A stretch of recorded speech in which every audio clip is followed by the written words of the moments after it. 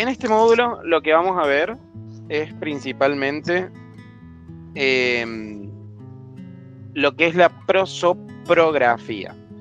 ¿Qué es la prosopografía? Principalmente es una herramienta de investigación. Las ciencias sociales, sobre todo la historia, va a utilizar esta técnica para poder estudiar a un grupo de personas que comparten alguna característica, en lugar de centrarse en la biografía de un solo individuo, sino que se va a enfocar en el colectivo entero. En esencia, lo podríamos llamar también biografía colectiva. El propósito es ir más allá de los grandes hombres de la historia para poder comprender a los actores colectivos, analizando las vidas de conjuntos de individuos para encontrar patrones, estructuras y dinámicas que no se pueden percibir a la hora de estudiar una sola vida.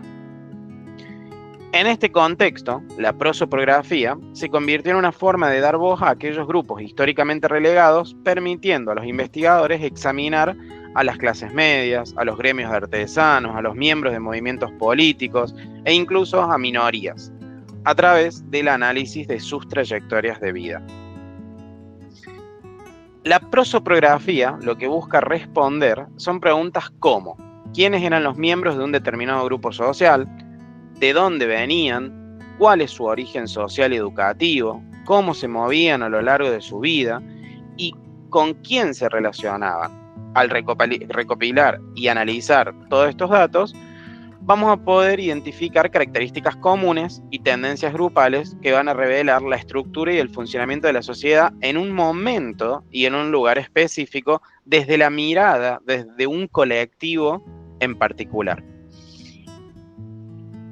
Las diferencias que existen en la biografía individual, porque decíamos, bueno, el primer módulo veíamos cómo hacer una biografía individual, y en este punto lo que vamos a ver es cómo hacer una biografía colectiva. Tienen diferencias. La principal diferencia entre la prosopografía y la biografía individual radica en el enfoque y en la escala de análisis. Mientras que la biografía se centra en la singularidad de una persona, la prosopografía se va a enfocar en las generalidades de un grupo, utilizando la vida de múltiples individuos para construir una imagen colectiva.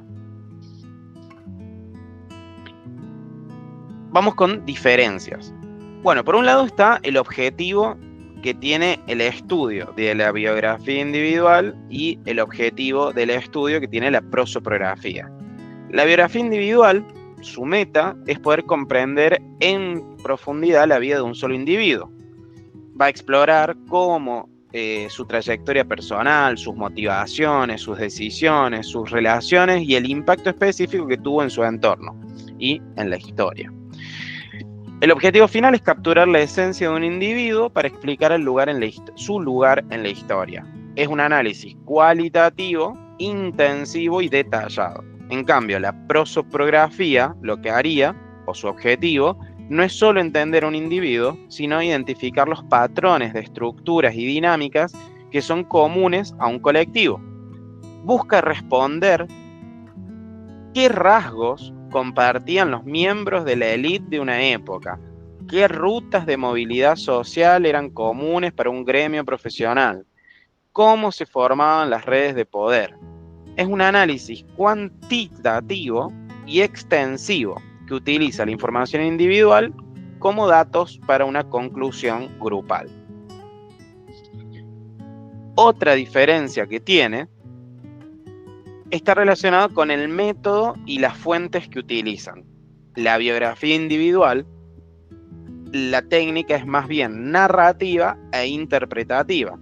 Por lo tanto, el biógrafo va a recopilar fuentes de todo tipo que se relacionen directamente con el sujeto. Diarios, cartas, memorias, registros personales, testimonios. El trabajo se basa en la interpretación de la evidencia para poder tejer un relato coherente de una vida. En cambio, la prosopografía, la metodología va a ser comparativa y sistemática. El investigador crea una base de datos con información estandarizada de los miembros del grupo.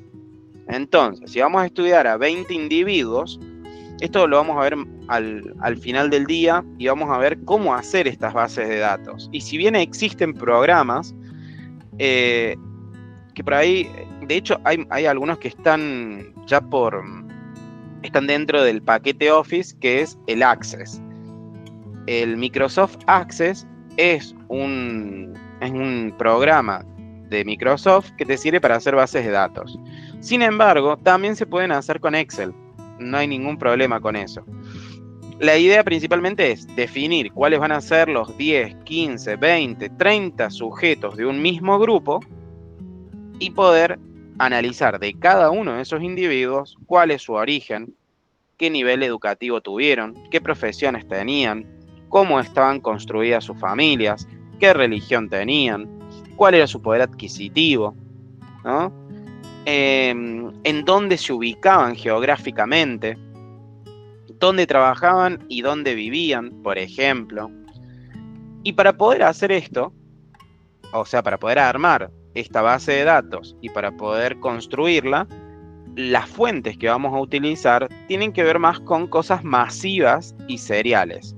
Por ejemplo, los censos, los registros de matrícula universitaria, las listas de votantes, directorios profesionales, registros de nacimiento o de defunciones.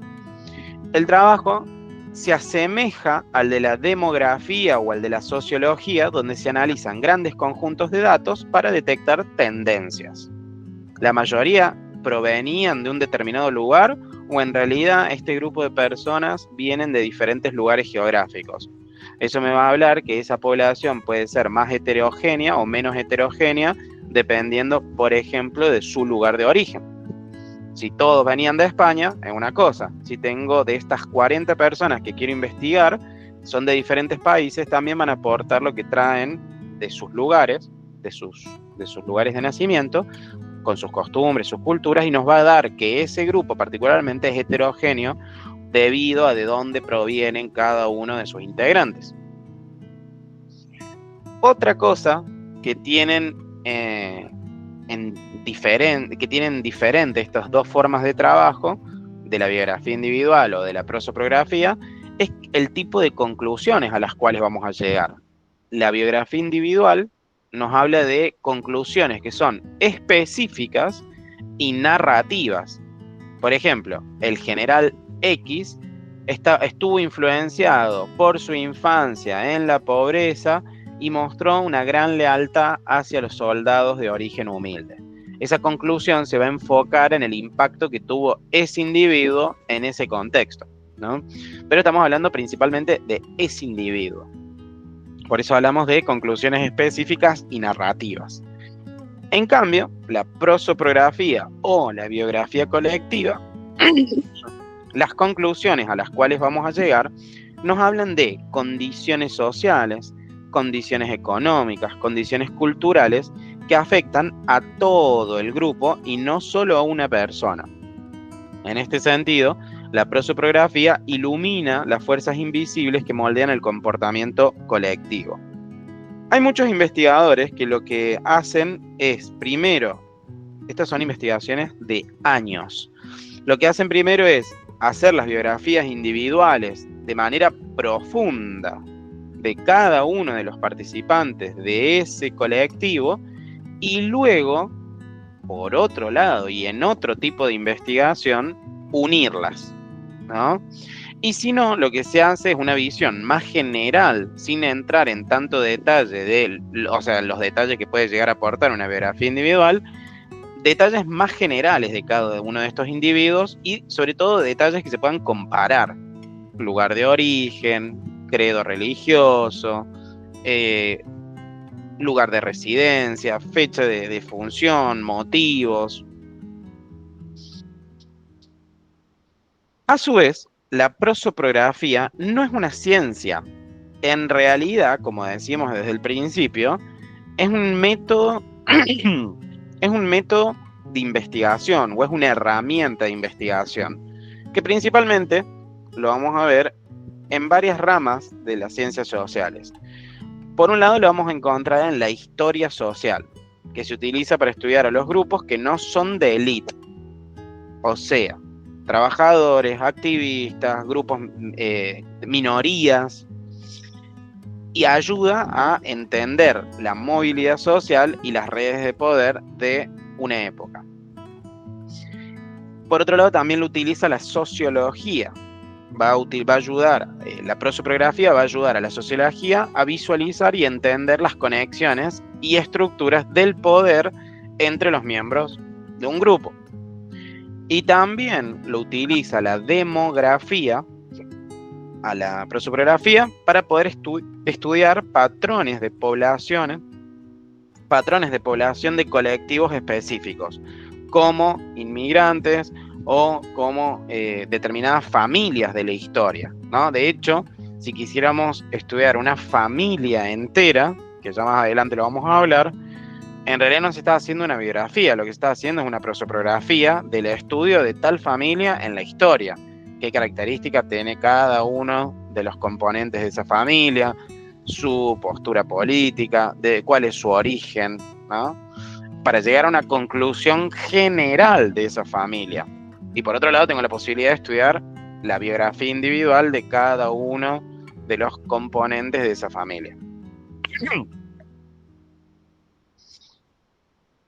Las fuentes y la forma de recopilar datos que tiene la prosopografía, principalmente en la fase de investigación, que es la primera parte de este proceso, se busca la identificación, la búsqueda y organización de las fuentes de información. Que acá es lo difícil muchas veces de poder tener acceso a estas fuentes. Igual la mayoría de las fuentes, como los censos o algunos lugares también pueden llegar a facilitar la partida de defunción o la de nacimiento. Hay diferentes buscadores que nos van a permitir eso. Esa información que vamos a ir recopilando va a generar que podamos lograr ese objetivo, que va a ser analizar el grupo entero. El investigador no puede depender de una única fuente, sino que debe recurrir a una amplia variedad de materiales que permitan construir perfiles detallados de cada uno de los individuos de ese colectivo. La clave principalmente es encontrar fuentes que proporcionen datos seriales, es decir, información que esté estandarizada de un gran número de personas. Por eso, una de las cosas que más van a notar es el tema de los censos de una determinada población.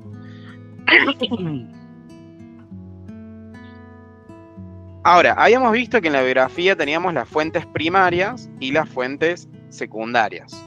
Bueno, en lo que es la prosopografía, vamos a ver que la clasificación de las fuentes es diferente. Las fuentes van a ser o públicas y oficiales, van a ser institucionales o educativas, o van a ser fuentes privadas o no oficiales. Cuando hablamos de fuentes públicas u oficiales, estamos hablando de censos, padrones, registros civiles o parroquiales, listas o registros profesionales. Por ejemplo, podría ser el colegio de psicólogos. Por ejemplo, si queremos estudiar al grupo de psicólogos que fundó el colegio de psicólogos. Bueno, lo que vamos a tener son sus números de matrículas, por ejemplo, el año que se construyó el lugar, el espacio, el colegio, en donde se tuvo que inscribir, como un ejemplo, ¿no? Después, registros militares o de servicio público, registros de votantes o archivos judiciales, todo aquello que provenga de fuentes públicas. Por otro lado, y también lo va a utilizar este método de investigación, van a ser las fuentes institucionales o educativas. Acá están incluidas por los archivos escolares y universitarios, o los registros de sociedad, clubes o asociaciones que ese grupo de personas pudo haber sido. Por ejemplo, si quiero estudiar un determinado conjunto de personas que son del mismo equipo de fútbol y era una actividad que era realmente relevante para ese grupo que estoy investigando, puedo acercarme o puedo buscar el registro que tenga ese club en particular. Y por otro lado, y que también se pueden utilizar, son las fuentes privadas. Por ejemplo, los testamentos, los expedientes notariales, las memorias, los diarios, la correspondencia, que acá lo interesante es comprender que este sería un punto que para la biografía individual para la biografía individual va a ser una fuente de información primaria. Pero para la prosopografía, todo esto que son testamentos o cosas privadas van a ser tomados como fuentes privadas y no oficiales, que en este caso y en la prosopografía estarían como en un tercer lugar, ¿no? Este sería el orden de relevancia para la prosopografía: primero las fuentes públicas y oficiales, luego las fuentes institucionales y educativas, y por último las fuentes privadas o no oficiales. Para la biografía individual, estos serían registros primarios, ¿no? o de importancia primaria. Como decíamos recién, que para poder hacer un estudio de un determinado grupo, siempre tenemos que hacer una fuente de datos, siempre. Entonces, antes de empezar a hacer la fuente de datos, tengo que definir 4 cosas, o van a ocurrir en realidad 4 cosas. Lo primero que vamos a hacer es definir cuáles son las variables que voy a trabajar: lugar de residencia, formación académica, enfermedades, parentescos, matrimonios, ideologías políticas, deportes realizados. Vamos a definir qué quiero saber de cada una de las personas de ese colectivo que voy a trabajar, ¿no? Entonces lo primero que voy a hacer es definir las variables de análisis. Luego, definir de qué manera los voy a codificar a esta información que voy a tener, ¿no? De qué manera voy a poder estandarizar todo lo que voy a juntar en relación a las variables, que a veces son cosas como extensas y tengo que bajarlos al punto de ponerle un código a eso, o poder estandarizarlo, porque en este punto esto está más centrado en la comparación más que en lo cualitativo o individual de cada uno de ellos. Entonces el poder definir, bueno, ¿cuáles son mis criterios? ¿Es de determinado partido político o no lo es? Eso es muy simple. Ahora, si quiero saber los partidos políticos de todo ese grupo, bueno, ¿qué codificación le voy a decir? ¿Tiene afiliación política, sí o no? Y al lado, ¿de qué tipo la afiliación? Entonces, si está afiliado a un partido político, puedo poner la A de afiliado y guión medio y una letra o un número que represente a determinada afiliación política. Bueno, todo eso se determina en este primer momento cuando determinamos las variables, que muchas veces cuando no entran las 3, 4 variables que son esperables le ponen otras, pero en realidad eso lo hacen por ahí para que la investigación esté más focalizada en lo que el investigador quiere. Que eso funciona cuando esa opción de otros está por debajo de un porcentaje muy mínimo. Entonces ahí no es un problema. El problema para una investigación es cuando otros termina teniendo un porcentaje notable, más del 50%. Y ahí debería modificar la codificación y obviamente las variables. Entonces no los puedo poner en otros porque hay una cantidad tal de otros que le tengo que poner un nombre. Ese otros me sirven para cosas que están por debajo del 5%, donde no tiene sentido diferenciarlo y crear una codificación nueva para algo que es muy bajo. Ahora, cuando yo creía que algo iba a ser bajo y lo metí en otros, y después que terminé de organizar toda la información, veo que otros tienen un porcentaje alto, tengo que replantearme la codificación de todo eso que yo puse en otros y darle un código, porque evidentemente es relevante para ese colectivo. Luego se crea la base de datos. El programa más útil es Excel. Excel o Access. Microsoft Access. Tiene una A en mayúscula y como un color bordó. Está dentro del pack de Office. Y por último, validar cada una de las informaciones que se obtuvieron por ahí de una sola fuente, poder validarla con otras fuentes y estar 100% seguro de lo que estoy colocando, y limpiar de lo cual no tengo confirmación o incluso hay información contradictoria. Entonces se hace una limpieza general de esa base de datos antes de siquiera ponerme a querer hacer una conclusión. Lo primero que tengo que hacer es construir de una manera adecuada una base de datos.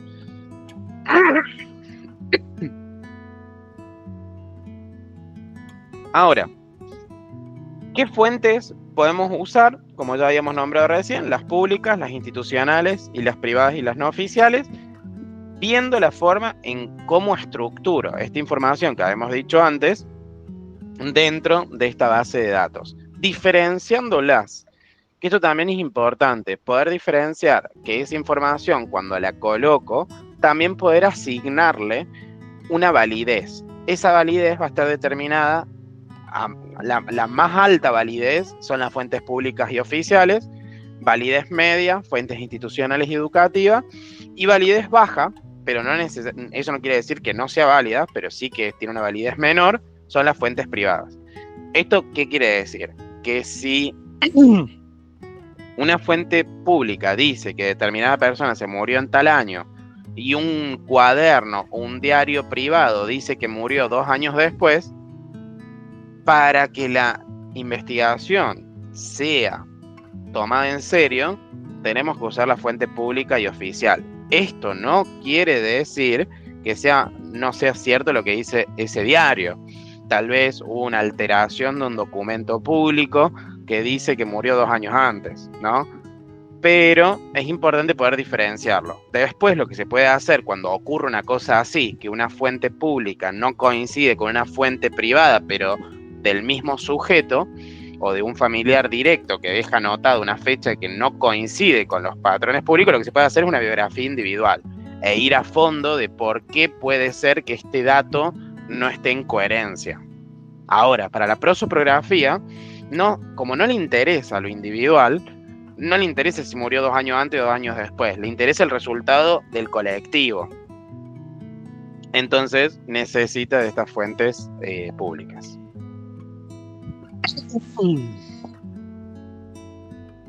Ahora, cuando ya tenemos todo eso, ahí sí podemos ir a una etapa de análisis.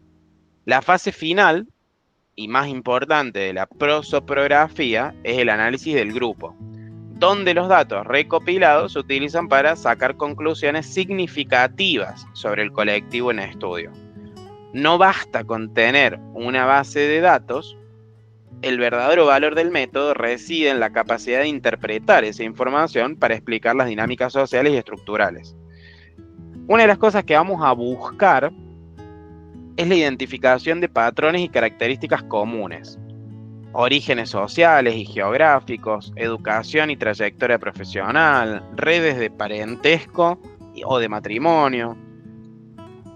A su vez también podemos estudiar lo que es el análisis de redes y estructuras sociales, cómo fueron esas relaciones de parentesco, no solamente identificar el parentesco, sino cómo era ese parentesco en cuanto a la calidad del vínculo, ¿no?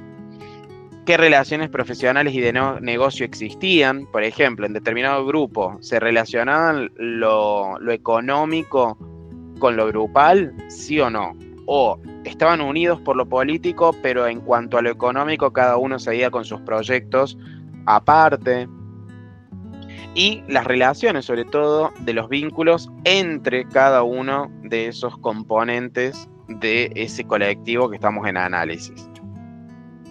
Para poder interpretar esos datos, los resultados cuantitativos y el análisis de redes deben ser interpretados para sacar conclusiones históricas. Este paso lo que va a hacer es conectar ese grupo en un contexto más amplio.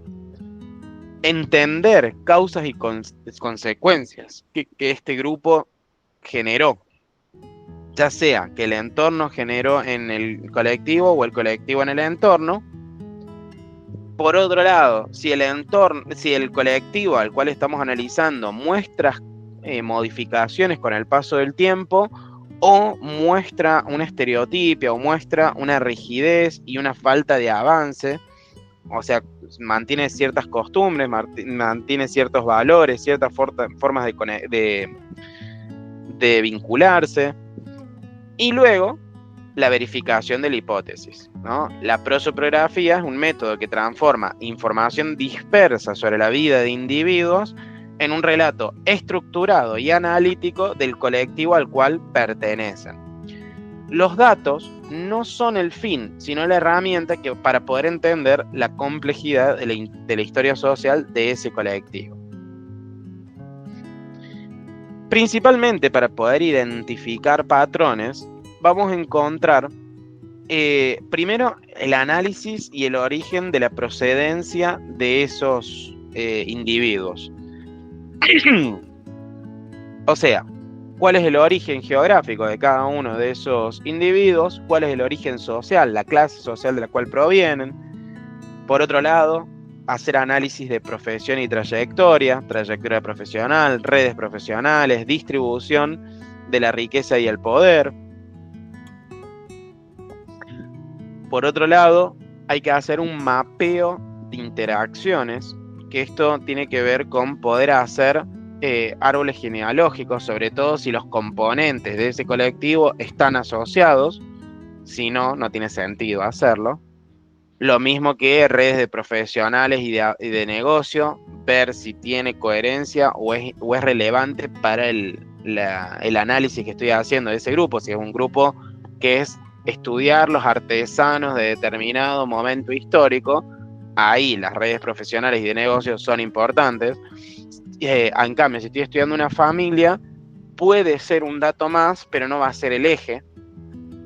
Y las redes de afiliación que se van a generar en ese colectivo en particular, dependiendo de cuál es el grupo de estudio.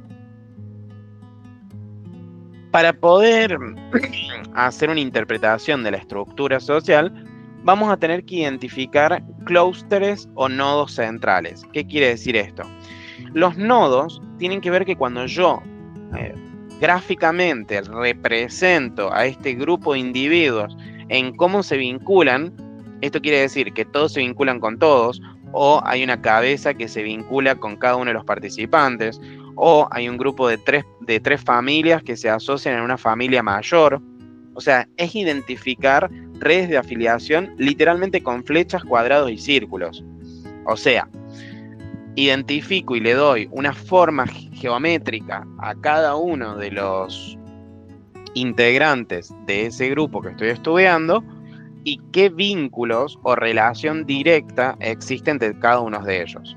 Por ejemplo, pueden ser relación que existe entre las familias de mercaderes. Y ahí puede ser que hay un grupo principal, que son todos los cabezas de familia, como en un lugar, en forma de cuadrados, que están todos unidos por un círculo mayor, y a su vez que de ahí se desprenden flechas, que tiene que ver con la familia de cada uno de esos mercaderes, si tienen una influencia sobre la investigación que estoy haciendo. En el caso de decir, bueno, ¿cuál es la influencia de las familias de los artesanos del siglo XVI en tal lugar? Ahí sí estoy estudiando la relación que existía entre la familia y las decisiones que se tomaban a nivel económico o a nivel de ubicación o cómo construir. Bueno, todo depende, volvemos a lo mismo. ¿Qué busco en esta investigación colectiva? ¿Qué información y qué grupo estoy investigando? Eso nos va a ayudar a entender cuál es el grado de cohesión que tiene el grupo, y por otro lado, cómo puede existir ese flujo de poder que tenía o de recursos que tiene un determinado grupo. Para poder entenderlo, es ver estos nodos que se van a ir generando. Por otro lado, y para cerrar este módulo, vamos a decir que las interpretaciones de los datos van a explicar al comportamiento colectivo, pudiendo identificar oportunidades o restricciones que tuvo ese grupo, y además entendiendo cómo la cohesión o el conflicto dentro de ese grupo también pudo afectar al entorno. al iniciar la investigación, cuando yo digo, bueno, los mercaderes de determinado lugar o el grupo de estudiantes de determinado partido político generaron un gran cambio debido a la forma que tenían de vincularse. Al final de la investigación voy a ver si esa conclusión o esa hipótesis que hice al inicio se corrobora o no. La prosopografía va a ser la herramienta para poder probar o refutar estas hipótesis históricas, el por qué ese partido político fue tan relevante o por qué generó tantos cambios. En un principio se pudo pensar por su forma de pensamiento o por su orientación política, y después de un análisis a través de la prosopografía nos damos cuenta que en realidad tenía una facilidad de sistema económico y prioridad en determinados aspectos que hizo que ese grupo lograra imponerse. Entonces esa hipótesis inicial que yo hice en realidad la tengo que descartar por todo este proceso de análisis que se realizó. Los resultados que se obtengan a través de este método pueden confirmar una teoría que ya exista o, lo que es muchísimo más interesante, desafiarla, obligando a reescribir una parte de la historia social. Esta interpretación de datos va a permitir construir argumentos sólidos y bien fundados sobre dinámicas de grupo. En el aula está encargado el manual completo, y al final del manual número 2 hay una actividad para poder poner en práctica el proceso de prosopografía. Cualquier duda o consulta por mail. Nos vemos en la próxima unidad.